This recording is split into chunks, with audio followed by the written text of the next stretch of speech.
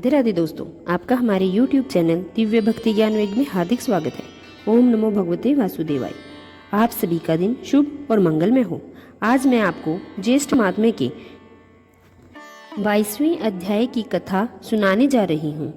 प्रेम से बोली विष्णु भगवान की जय हो, धर्मराज जी की जय हो।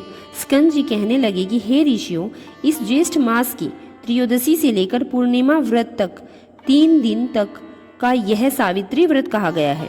इसको स्त्रियां सौभाग्य के लिए करती है। पतिव्रता स्त्रियां पूर्णिमा के दिन उपवास कर पतिव्रत तिथि में पारण करें। ऋषि कहने लगे कि हे स्कंद जी, हे खड़ा, आप इस व्रत की विधि कहिए। स्कंद जी के बोलने पर ज्येष्ठ मास की पूर्णिमा के दिन पतिव्रता स्त्रियां अमृत समान जल से वट वृक्ष का सिंचन करें और सुंदर गंध, अक्षत एवं पुष्प से पूजन कर भक्ति से नमोस्तुते मंत्र को जपती हुई वट के वृक्ष की पूजा करें। उसमें सुंदर सूत्र लपेटे। इस व्रत को समाहित से एक व्रत प्रयत्न करें तथा रात्रि में भोजन करें और व्रत के प्रत्येक पक्ष में वट वृक्ष का पूजन करें। पुनः ज्येष्ठ मास आने पर द्वादशी के दिन सूक्ष्म भोजन करें और त्रयोदशी के दिन प्रातः दातुन आदि करके नियम ग्रहण करें कि हे जगदात्री, आज से लेकर मैं 3 रात्रि प्रयत्न उल्लंघन करूंगी और चौथे दिन चंद्रमा को अर्घ देकर उस सती सावित्री का पूजन करूंगी। यथाशक्ति ब्राह्मणों को भोजन कराकर भोजन करूंगी।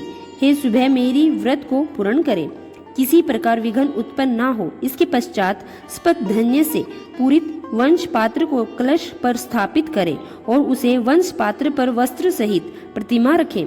श्रवण की प्रतिमा, ब्रह्मा और सावित्री की तथा धर्मराज जी की प्रतिमा बनाकर पूजन करें। वट वृक्ष के मूल भाग पर स्थापित घट के ऊपर प्रतिमा 3 दिन तक स्थापित करें। पूर्णिमा के दिन प्रातःकाल उठकर स्नान आदि से नित्य क्रिया करके सम्यक प्रकार से पूजन करें। सत्य सावित्री की प्रतिमा श्रवण में बनाकर चांदी की सेया पर स्थापित करें और कष्ट का बोझ रखें। यमराज के निमित्त भक्ति से दीप दान करें। ऐसा करने से पतिव्रता स्त्री अपने पति के साथ समस्त सुखों को भोगने वाली होती है।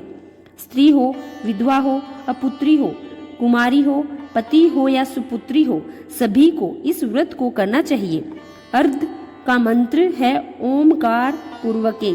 हे देवी पुस्तक धारिणी, हे पतिव्रते, हे महाभागे, हे बंदी जाए, हे सुचिस स्मित, हे दृढ़ मते, आपको नमस्कार है। हे वेद गर्भे, हे निमित्त प्रिय भाषण करने वाली, हे सुते, आप अवेद और सौभाग्य तथा पुत्र पौत्र तथा मित्र का सुख प्रदान करें। हे सुवर्ते, आप इस अर्घ को ग्रहण करें और आपको नमस्कार है। हे देव, आपसे देवता, असुर, दानव, मनुष्य सहित समस्त जगत व्याप्त है। हे देव, आप ब्रह्म का व्रत को धारण करने वाली हैं। हे ब्रह्मा रूप, आपको नमस्कार है। हे वैश्य, लोगों के कर्म साक्षी हो और शुभ अशुभ कर्मों के विचार करता हो, आप इस अर्घ को ग्रहण करें, आपको नमस्कार है। हे धर्मराज जी, आपको नमस्कार है। हे धर्म रूप, आप धर्मराज हैं, पितरों के स्वामी हैं, समस्त जीवों के साक्षी भूत हैं।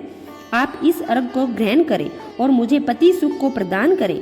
इस प्रकार एक व्रत को करें। यदि कोई स्त्री असमर्थ हो तो 1 मास ही यह व्रत ले सकती है। यदि 1 मास व्रत करने में सामर्थ्य न हो तो 2 या 3 दिन का ही व्रत कर ले।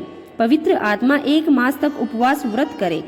जो कुलंगना ज्येष्ठ मास में स्नान नहीं करती, महान व्रत करने पर भी उस स्त्रियों का दुर्भाग्य होता है। जैसे अपवित्र आग का वृक्ष की समस्त निष्फल होती है, उसी प्रकार ज्येष्ठ मास में समस्त कर्म करने वाले पर भी स्नान आदि काल न करने से सब निष्फल हो जाते हैं। हे ऋषियों, सावित्री के दिन 3 दिन का व्रत करना उचित है। उसका विधान आप लोगों से मैंने कहा है। व्यास जी राजा युधिष्ठिर से कहने लगे कि हे नरादीप, ज्येष्ठ मास की पूर्णिमा यदि ज्येष्ठ नक्षत्र से युक्त हो तो छाता जूता दान करने से राजा होते हैं। यह मैंने ज्येष्ठ मास का महात्म्य संक्षेप में आपको बतलाया है। आपकी भक्ति देखकर और उससे प्रसन्न होकर शेष जो कुछ भी है शेष रहा है वह सब कुछ कहूँगा। यहीं पर 22वें अध्याय की कथा समाप्त होती है। धन्यवाद।